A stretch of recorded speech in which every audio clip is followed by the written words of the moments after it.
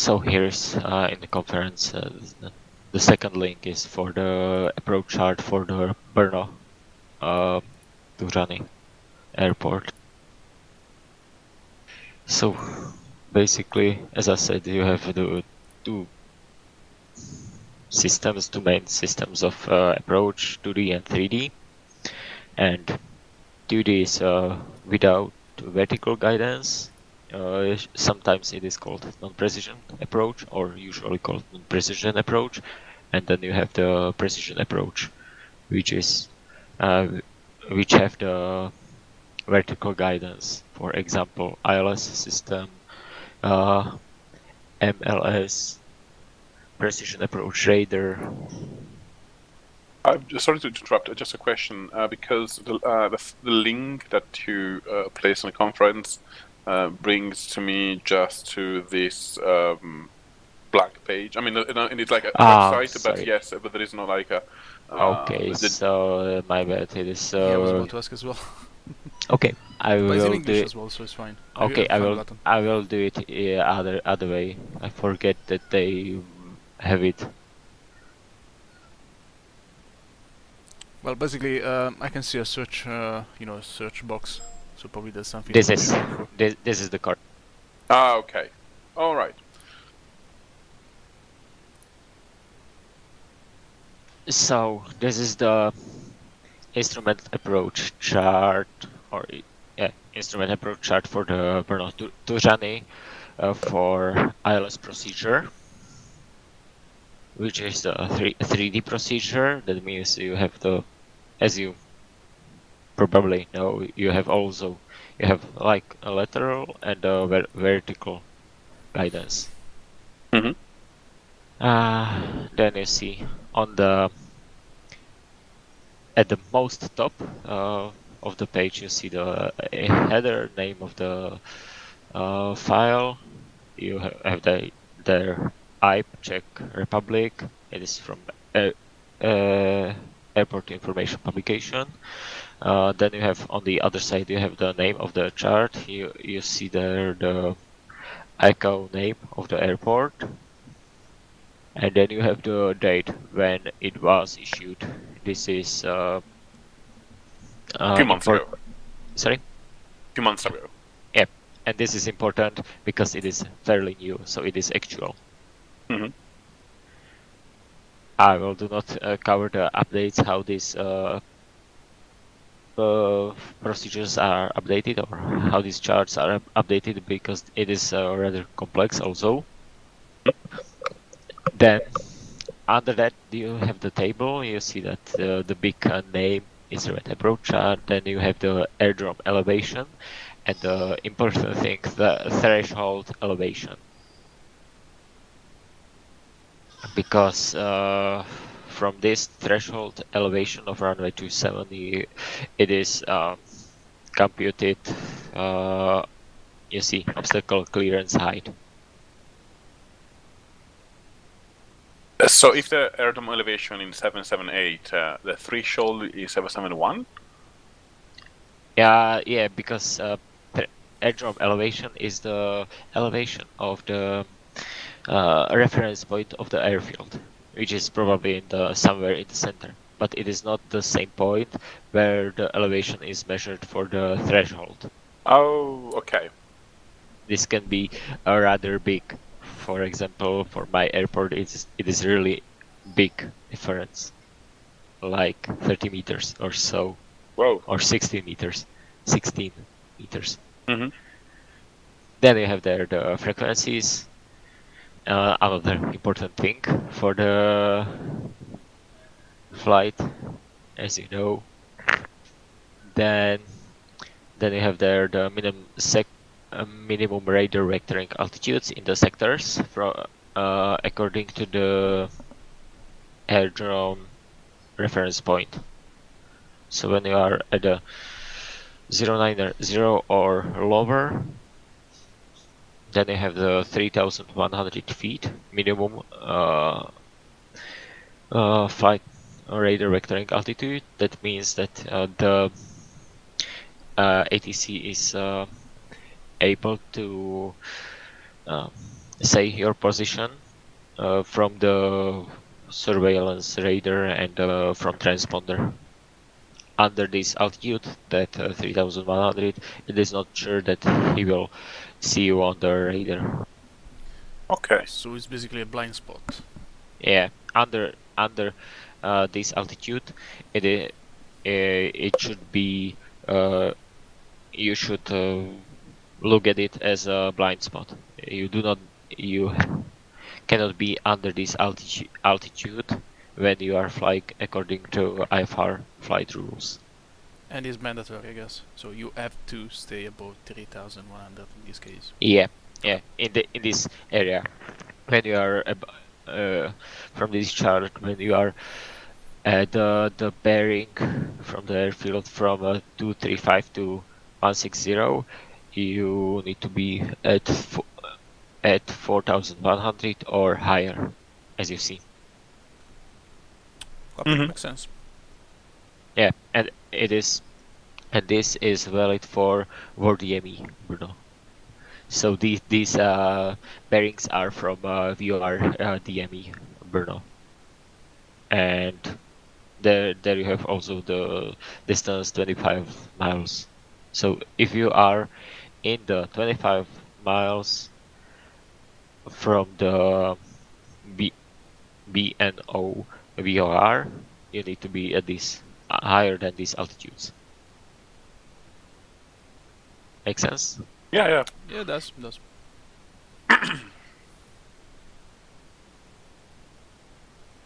And of course, there is another chart for the runway 72.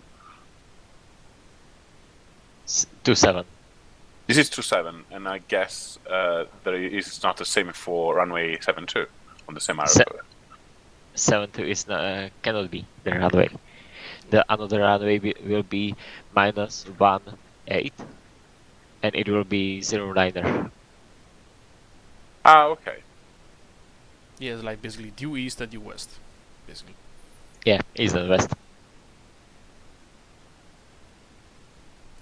It's too early, So- isn't it? You need another coffee. Oh yeah. And Yeah. then we can go to the chart. Well, I should copy this chart to that whiteboard.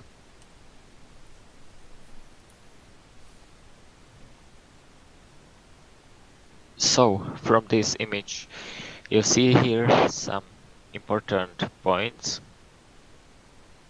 The first, well, it is not the best thing, or it is not the best chart, but you see here one of the most important points is initial approach fix. Then you have the and the final approach fix. And you have here the two initial approach fixes. Initial approach fix B and O, and another one book up. Do you see them? Can you point it up on the Okay. board? Yep. This is initial approach. Okay. And the other one is on the right side. All right. DME And stands for? DME distance measuring equipment. It is basically the same system as the TACAN. Okay. DME is exactly the same system, but used for in civilian sphere, and the TACAN is made by much more DME transceivers or transmitters, which makes that TACAN characteristic similar to VOR. Copy. So the instrument approach is divided into three phases: initial approach segment, intermediate approach segment, and the final approach segment.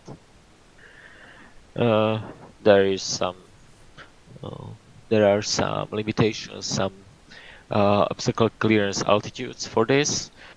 They are shown on the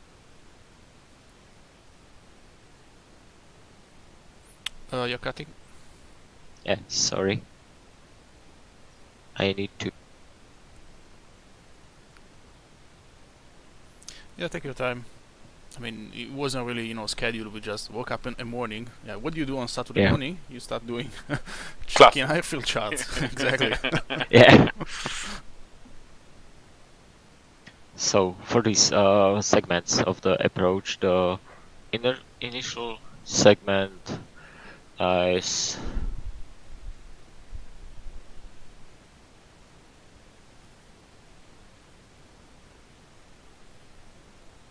well, basically you do not need the all segments for all procedures. Sometimes the initial or intermediate segment can be omitted. I think this is the case because you have here the initial approach fix, which start the initial approach segment, and then you see here then you go. Yeah, if you see something like this, and so that red drawing around the after the initial approach fix, you heard that explanation. I'm not understanding. Okay, I mean,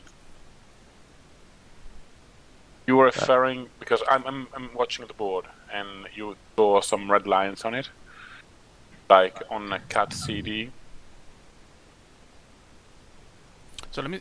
Okay, so once more, when you are at the initial approach fix, when you are flying in IFR, you proceed via the star, which stands for the standard arrival route. We can. It is similar like this approach. There is some radials or some ways you have to fly. Then you finish at the initial approach fix, and from initial approach fix, from for example here the B and O, you fly through the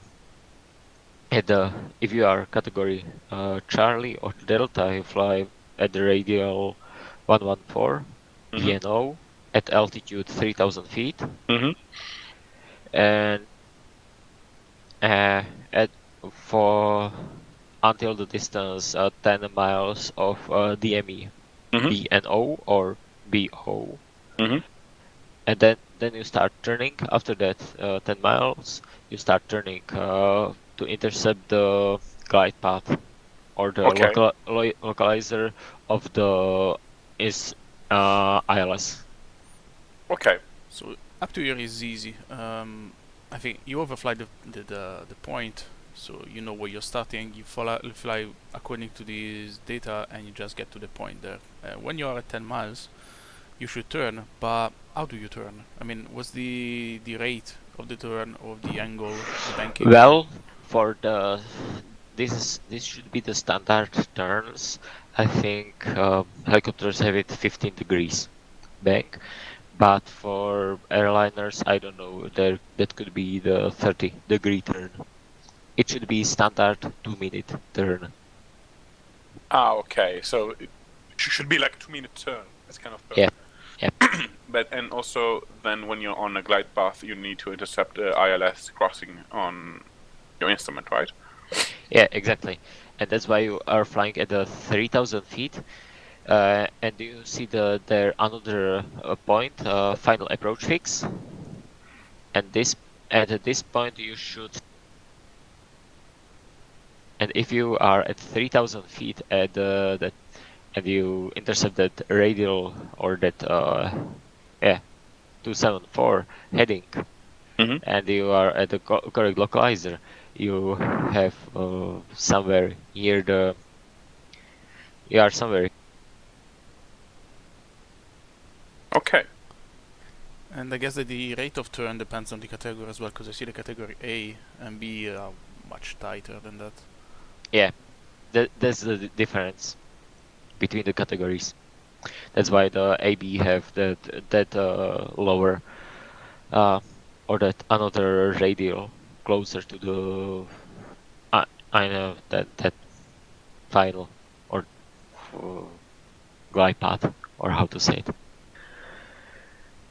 So you are flying at the 3000 feet until the final approach fix, and at the final approach fix you should intercept the glide slope, and then you should start descending at the 3% 3-degree glide path, which is 5.2%. It is shown here on the lower image. Okay. And I guess that the vertical lines at 2040 and 1410 like checkpoints to check if you're actually in the glide path. Makes sense. Is that correct? Which one? Right vertically, under the red circle that you draw. The Yeah. 2040 is like a checkpoint basically, so you should It is like a checkpoint. Yeah. It's one checkpoint. Yeah. This is the checkpoint.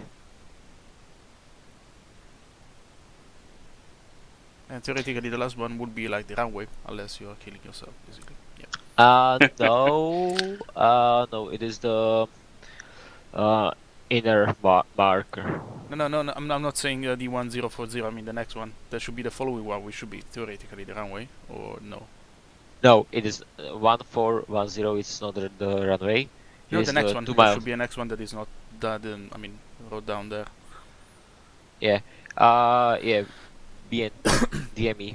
BNO, here's some. Yeah, that's the runway. Like the black box. Yeah. Black line Yeah, is the runway. Oh right, yeah, I totally missed it. Yeah. And so I guess that if you're not on that altitude, if you're not right at the inner mark, you should fly away. Well, I think if you are 4 islands, if you are in the 1.5 mark of that island's marker or island's instrument, you are okay. If you are outside this for the glide path or for the localizer, you need to do, or you should do the missed approach procedure. Okay.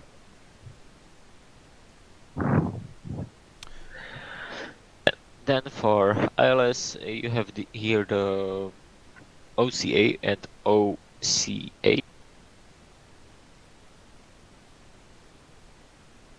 Sorry, what? Sorry? What did you just say? On the lower part of the board, on that instrument approach chart, you have the instrument obstacle clearance altitude and obstacle clearance height. It is computed altitudes for that position, and that will ensure that you do not collide with anything on the ground. You are high enough. And you have here it for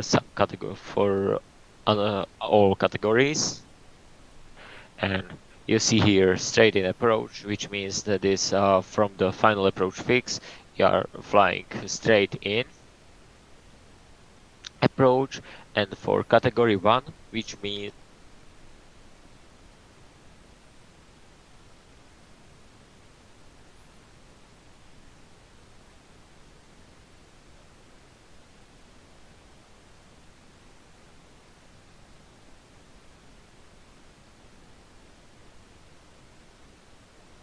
I think I miss you're breaking. So, I lost you at category 1, which means? Category 1, which means you have the glide path working. So you have the 3D approach or precision approach. Okay. So you can fly this to your minima, which is for the ILS 60 meters. I think it is 170 or something like that. That's or 150 feet. I do not know the correct conversion now. Stand by.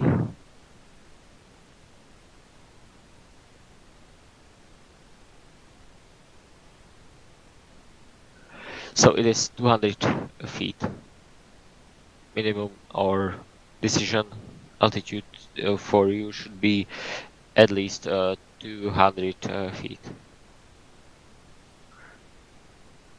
Okay. above the ground level. Mhm. So it is according to this procedure, you can go up to 149er, but ILS category 1 have the 200 minimum. So you will set up your RVR or your, no, not RVR, your radar altimeter at warning at above the 200 meters. No, not meters, feet. Okay. 60 meters. If you are category A, if you are category B, 161 and so on. If you have just only the localizer working, you will set your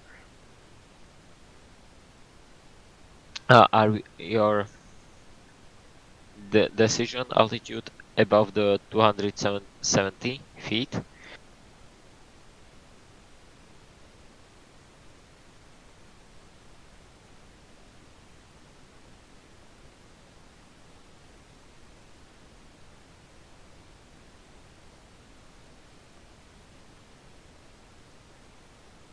And there is also the procedure for circling approach. This is used when there is bad weather, but not so bad. You do not need. You can fly the shortened or lower circuit to the other runway. It is used that you need to go under the clouds, and then, but the wind is not favorable for the runway 27, so you will do the circling approach, which means you fly until the outer marker, and then you should go for the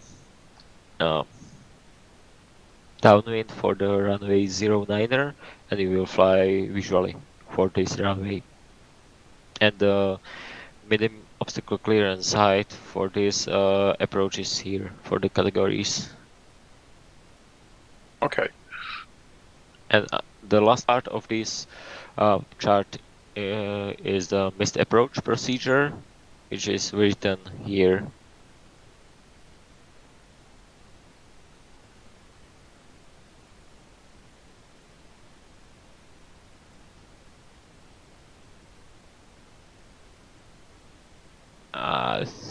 I don't know if it is maximal altitude. I think it is the maximal altitude.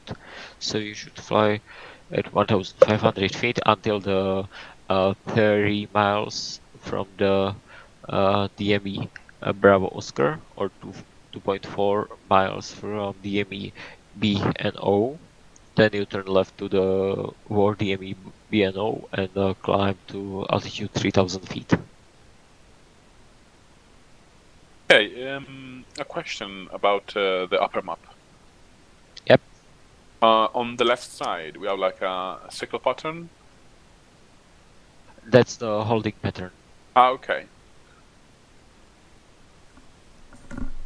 How am I supposed to intercept this kind of pattern? I mean, This is the hard part of the IFR procedures. okay.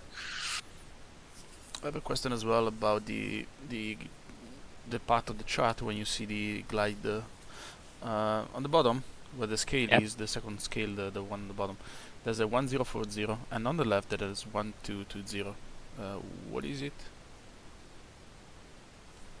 Well, Is this one? I don't know. I see, but I do not know what is this. Just asking because it looked unrelated to the other scales. So Yeah, it looks unrelated because it cannot be the altitude because on the 6 mile it is too low. yeah, definitely.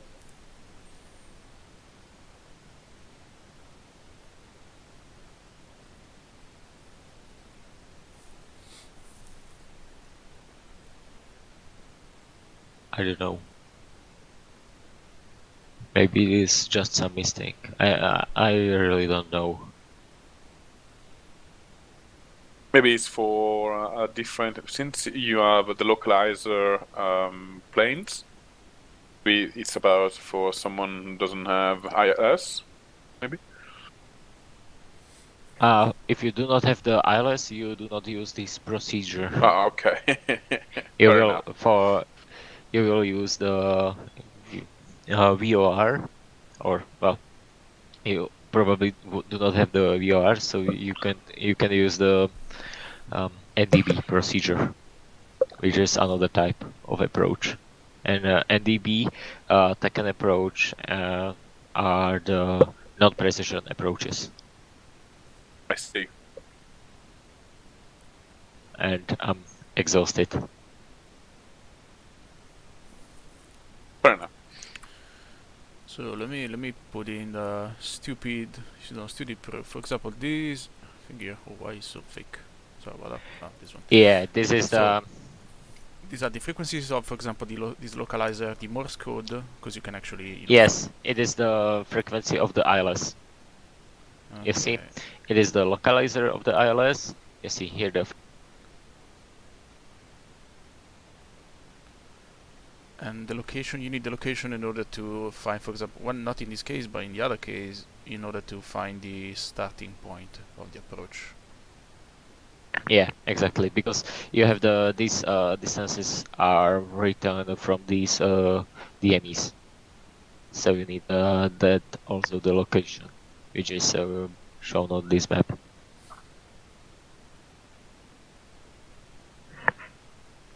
Well, it doesn't seem to be It's complicated.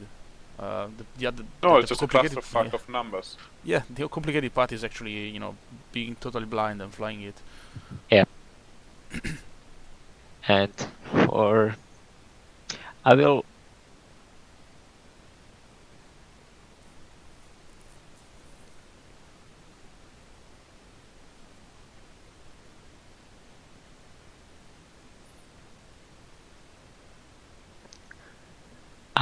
try to find a Kutaisi airport. Yeah. Yay. Also, the FLII flip charts for DCS, are they user-made or are they a reference to actual? It is user-made, but it is. Okay. Or it is the. I think there will be some. Oh well, it is user-made for our. One from our Czech guys made these flips, and I work with the Senaki Kolki NDB chart for the. Or I share the data with him. I computed some data there.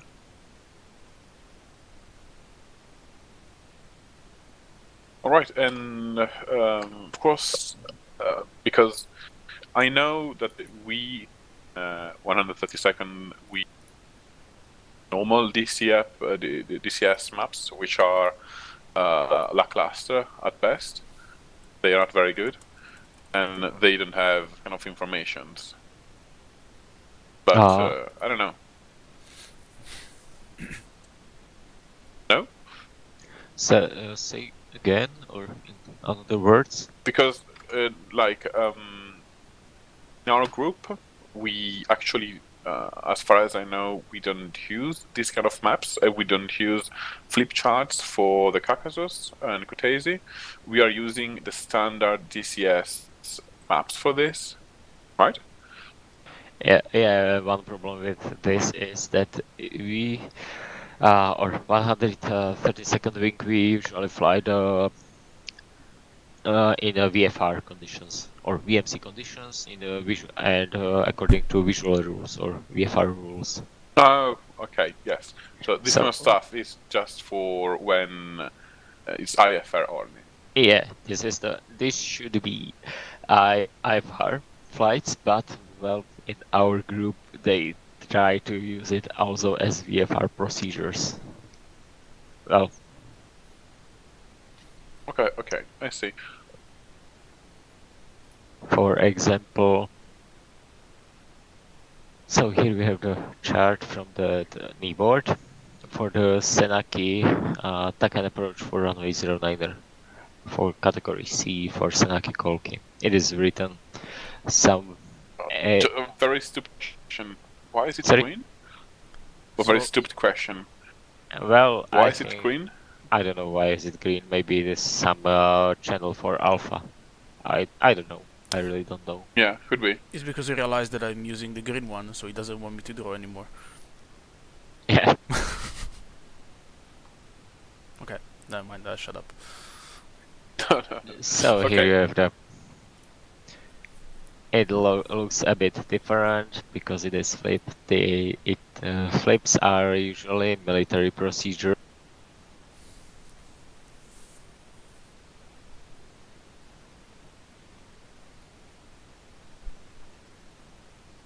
But you have the basically same information you can find here. So you see the instrument approach chart, which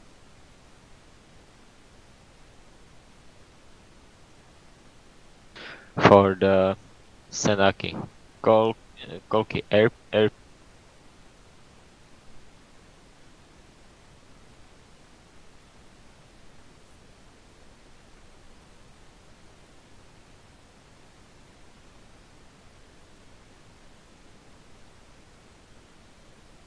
you do not have any radar frequency.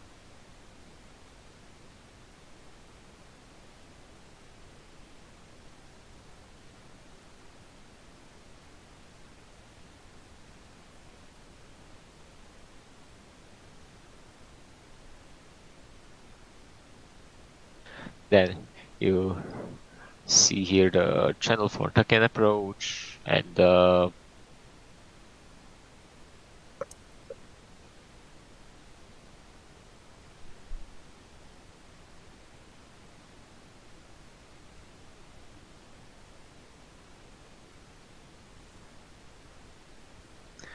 approach course or final heading is 1A8.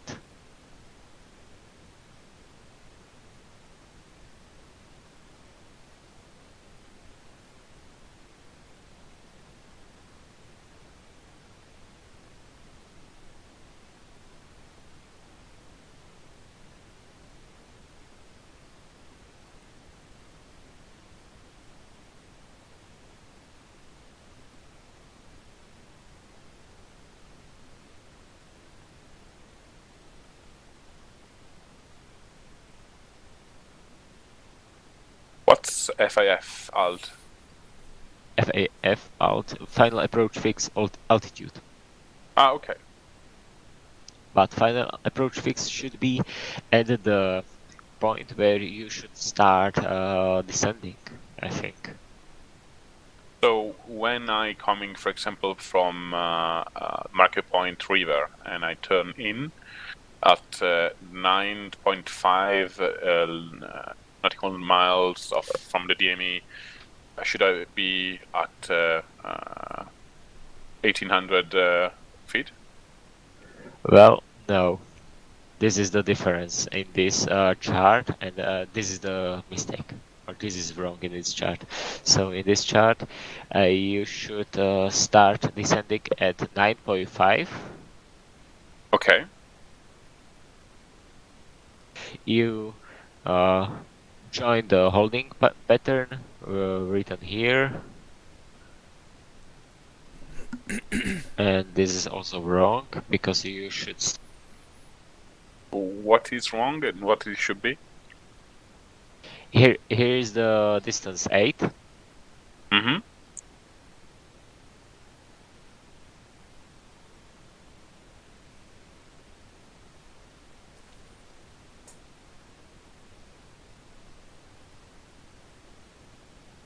I mean, the distance between the 9.5 and 8 looks the same, by the way. Sorry? The distance between the 8 that you cancelled and the 9.5 looks the same. I know this is not a circle. Well, looks the same. all looks the same. No better because these charts are not in the scale. Ah, okay, I see. Okay. And so from this point we start turning to the initial approach fix.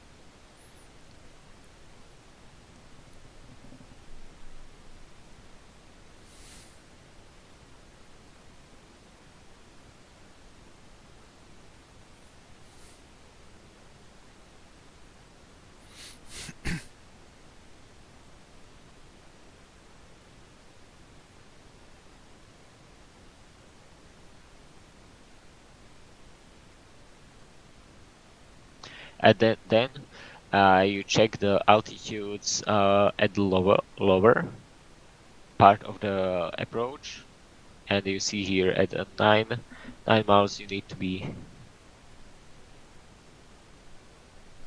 Okay. Yes. And this is most important thing for you, Karon. If you fly the instrument in instrument conditions, it would be great if you could brief me about this chart, and if you could say when we are flying after initial approach fix or before the arriving to airfield, it is good that you will do the briefing. I think we will cover that briefing, the arrival briefing later. And the most important thing will be these altitudes. You will check the distance from the TACAN, and you will say at the distance 8, or we are at the distance 8.5. At the distance 8, we should be at 2,700 feet altitude. And I will check my altimeter, and I can say that if we are high and low. Silly question. The altitude, how do you get the altitude? I mean, okay, you have the altimeter, but normally we use the QNH and not the QFE. So this altitude is QNH. QNH. QNH. Okay. It is from QNH. Oh, okay, because it's quite different often. Yeah, that's why we use QNH, because it is it shows the altitude from the airfield. And you know where you are, or at which altitude you should be. And I can imagine that this is the most important because it's the first one. If you miss the first one, then everything else, you have to abort the landing and start again. Well, in this procedure, you can fly by steps because it is non-precision approach, and if you are at a, for example, if you have that 9.5 and you are at altitude 2,000 feet, you should stop descent, and you should fly at that 2,000 feet until the 6 miles. 6 mile. And then if you really quickly descend to 1,800 feet, and you are at the 5.9 mile, you should stop descent and wait for the 5 mile to start descent to commence the correct glide path. Which is 3 degrees. Yeah, which is 3 degrees, but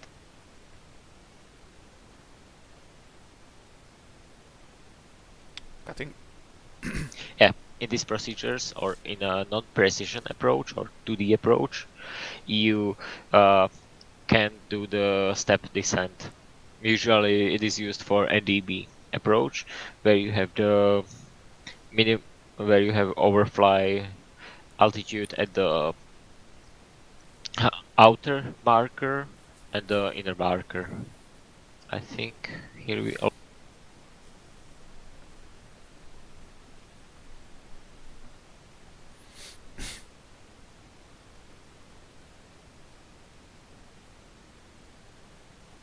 I don't see it.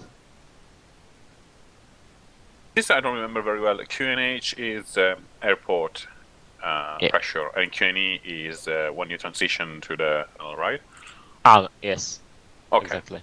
QNE QFE. is and QFE is the air. No, QFE is airport, isn't it? Yeah, QFE is airport.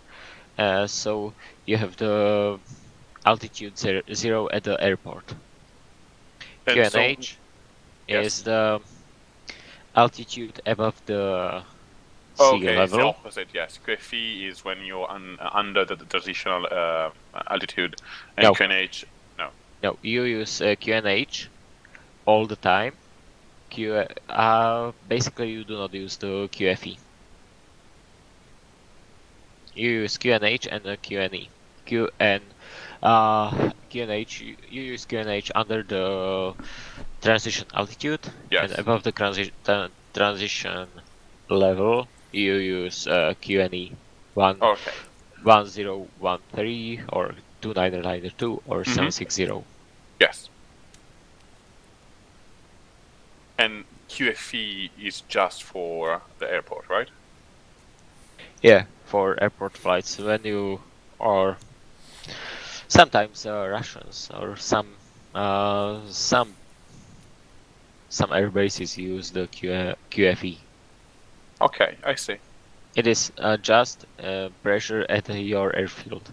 You set the pressure at your airfield, and you see 0 at your altimeter, and basically this pressure is you cannot use for other users of the airspace. I see. Okay. Because you cannot say at which altitude you are according to the other user Yes. who flies from the another airfield. So it is correct. For example, the threshold elevation here in the Isanaki is 36 feet. I can imagine that if the threshold elevation is like 3000, we are up a mountain, for example, the TACAN table on the top would be like at 1 mile would be 3000 or something, because we're not using the pressure related to the airfield. Is that correct? Say again. So just to make sure, stupid proof. So the threshold elevation here is 36. Okay. Yes. So I can imagine that, let's say the threshold elevation is 3000, for example. Yes. This table, for example, at 1 mile would say, for example, 3300, for example, because yes, we're not it will be 3300. Exactly. For example, because it is computed from the obstacle clearance altitude, and so on. Okay, makes sense. Thank you. Okay, and yeah, another thing here, you have your minima. On the bottom you have the minima. So for TACAN 09 is 400.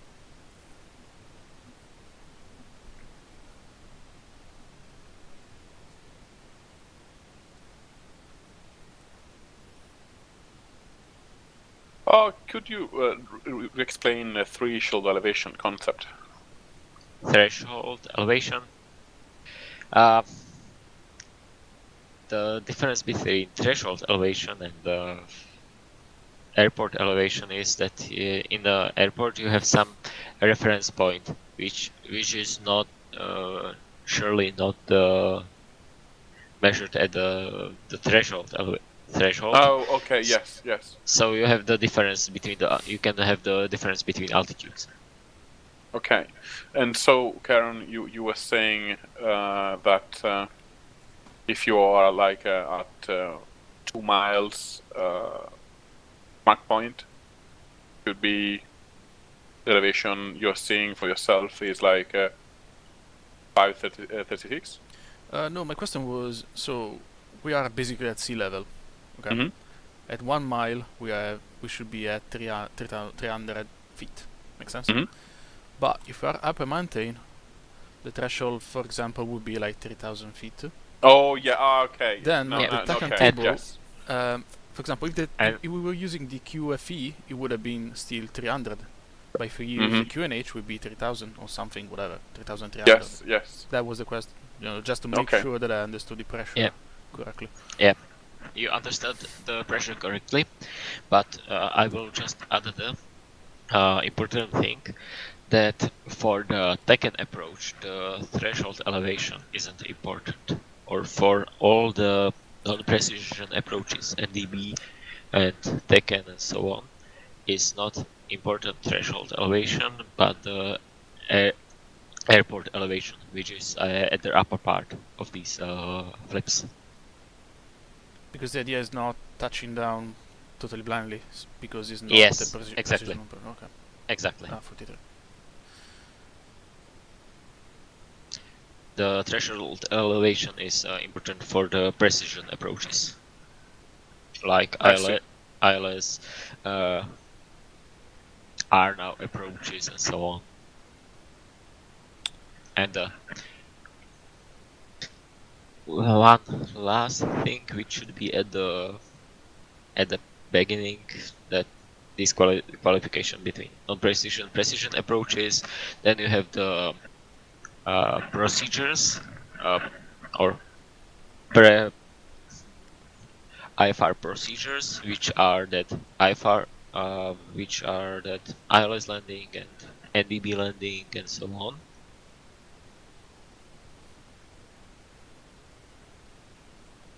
And I lost the forget it. So what about there is no TACAN? So for example, northern part of Caucasus, there is no TACAN normally in the Russian airfields. You use VOR, NDB. What's the difference? NDB. You will use NDB approaches, and I don't know if the maybe in that I will try to find it. But the idea, I guess, is similar. So it's a reference point that you follow in order to get to Yep. a certain position. You have in the NDB. I will clear the board.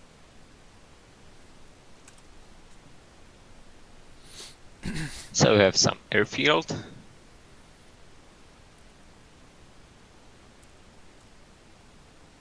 Some airfield reference point.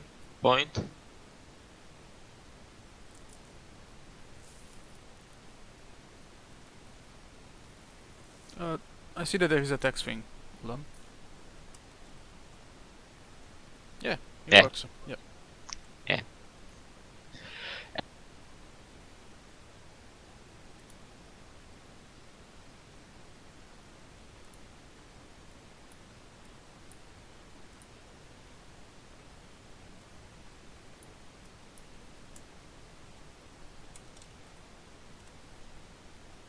Better. And because I studied it a bit with the KA-50 in order to try the IF instrumental landing. But yeah, it works. But yeah. I mean, also instrumental landings for the Kamov maybe easier. I mean, they're not supposed to go in the night, right? I mean, not night mission. Night is fine. Night vision and that's it. But if you're totally blind, yeah, you have the radar. I mean, it's an helicopter. You can stop wherever you want. Yeah. If there's a tree because you have missed the runway, then it becomes quite dangerous as well. No, I tried it and it works. But it's not a precision though. That's what I'm saying. Yeah, it is non-precision approach, and in this non-precision approach you can go until the 100 meters above the ground level, or it is the minimum descent altitude is minimum descent height is 100 meters for non-precision approach. So, and this means you fly. I have here some airport. You have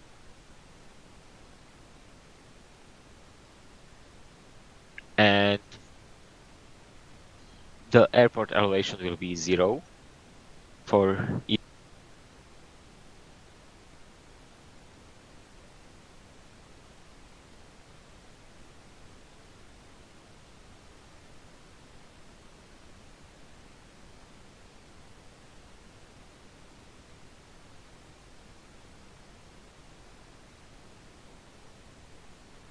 So if you fly this non-precision approach, somehow usually it is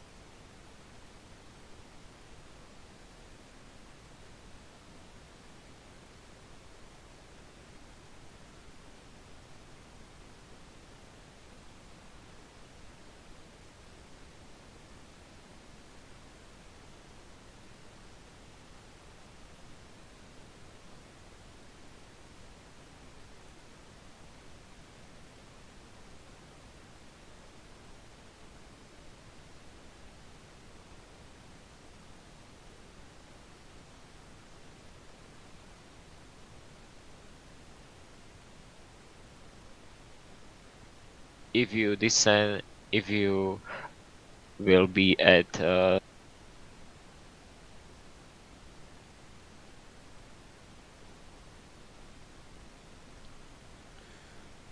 So you're basically doing something similar. You intercept the outer beacon. Yep. Do the You will pattern and then intercept the inner one. Yes, exactly. So you will do the step down approach. That you can fly also the 3-degree glide path, but you do not have the start point for the descending. So you will basically compute the time and from this time you will start descending, and you will check altitude at the Bravo Oscar. If you are at 300 meters at Bravo Oscar, it is okay. You can fly the same way.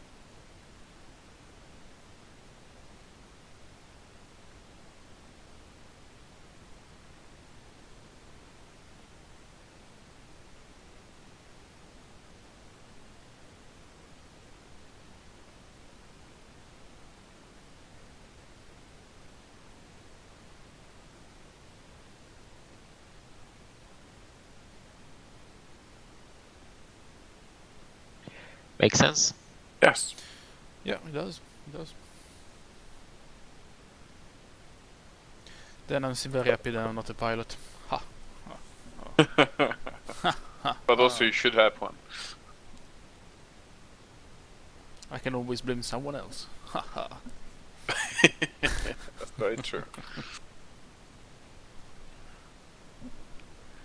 Well, no, seen on paper this way with an explanation is actually pretty easy, I would say. The problem again is following in totally blind conditions, so you have to rely just on your avionics instrumentation. That part might be challenging. Well, Yeah, it pretty is, much. but the more challenging part is here that if you do not have these instrument NDB approaches published for the Caucasus map, you have just some few airfields which we have, and then sometimes I will develop the NDB procedure for Mi-8 when I'm flying. This was the funniest part. Well, theoretically, if you know the altitude and the distance between the outer, the inner, and the airfield, I mean, Yep. it just goes straight in. You overfly the You're- outer, the inner. Yes, basically this was the thing I did when you have the Mi-8 qualification here in the 102nd wing, and you have there some navigation point or navigation exercise, and I did this. Developed this procedure for that closest airfield and try to fly there. Nice. But Nice. the minima there was deep under the non-precision approaches. Yeah, so you have the precision, you have the non-precision, and this is like the very approximate non-precision approach. But as long as you, as long as you can walk away, it's good.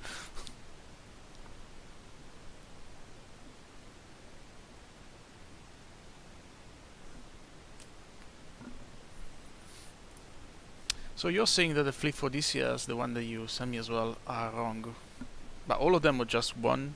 It's just the value is the values are incorrect, or is the design of the the patterns that is incorrect?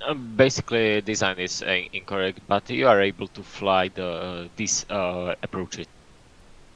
But to be honest, as long as you intercept the first point in the beginning of the glide path correctly, it shouldn't be a problem, isn't it? Yeah. Exactly.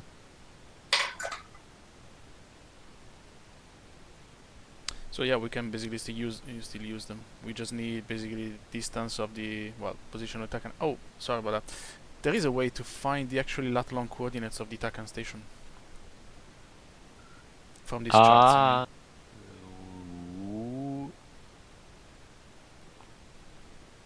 Because I see, for example, some lat longs on the bottom of the flip, and I'm not sure. Those are the one I'm looking for. Oops. Well, just for example, the lat long coordinates of the airfield. See what I mean? I'm looking at the PDF that you gave me. There should be also the lat long coordinates for these TACANs. as well as the fixes, which means initial approach fix and the final approach fix. Okay, I'm exhausted, so I will. Well, thank you It very is. much for the It explanation. is clear. Yes, Yeah. it is. Yeah, but it took just 1 hour. I mean, I expected more from you. Last time for the F-18 it took like 4 hours. I'm not really prepared. I'm not really good at flying IFR now. Nah, I was joking. It was totally appreciated. It was great. Thank you very much. Also, you could be way better than us, so we actually had an opportunity to learn something. I would say instead of Yeah, it could for be, me, is. for me, this is also training for explanation, learning how to explain something. It's a skill. So Yeah. maybe. I'm gonna print out these things. Then whenever I want to fly, I can sit down on the in the Rio seat and just tell you a couple of data and see you if you manage. Well, you should make the kneeboard, or you could make the kneeboard. Yeah, I prefer to have them on paper though, because kneeboard is still quite small. Yeah, I know you can, resize it and whatever. Yeah. But I'd rather have them on paper. So if I have some notes to write down, let's say some pattern are different, I can just take a pen, write them down, fix them. That's it. I always prefer paper for the airdrome charts, visual approaches, and whatever not, so I can actually take some notes quickly. That's good. I know I'm killing trees, and I feel very bad for it, but yeah, no. No, jokes aside, this is the only thing that I print. Awesome. Thank you very much. Great. Really nice. Okay. Okay, so I'm gonna print them out. Yeah, we don't use them very much in the 130 seconds, and probably. But also because we have like the tower actually guiding us most of the times. Yeah, but also because the problem is with DCS, the clouds are a problem with DCS. So unless you prepare like a thick layer of clouds that is the same for everyone, sometimes it's a bit random. So some people see clouds, some other people don't see them. Really? So yeah, it's kind of messy. So that's why probably we try to fly maybe with the wind. Wind is fine, but without totally some random clouds here and there whenever we can. Mhm. I guess, unless they changed something recently in the last couple of years. Go ahead. If you have the overcast, you should have the clouds everywhere. So the hard conditions, it should be okay. Yeah, that's the only thing that you can do, like single full layer. But even if you place, I tried by generating some big clouds some here and there. I tried to fly them in multiplayer. That was a couple of years ago. I don't know if they changed it. Some people have these big clouds. Some others maybe they are tight formation with you, don't see them, or they see them like a couple of miles in a different position. This is kind of complicated sometimes. So probably that's why we don't use them much. Also, we have. Yeah, go ahead. Yeah, this is the.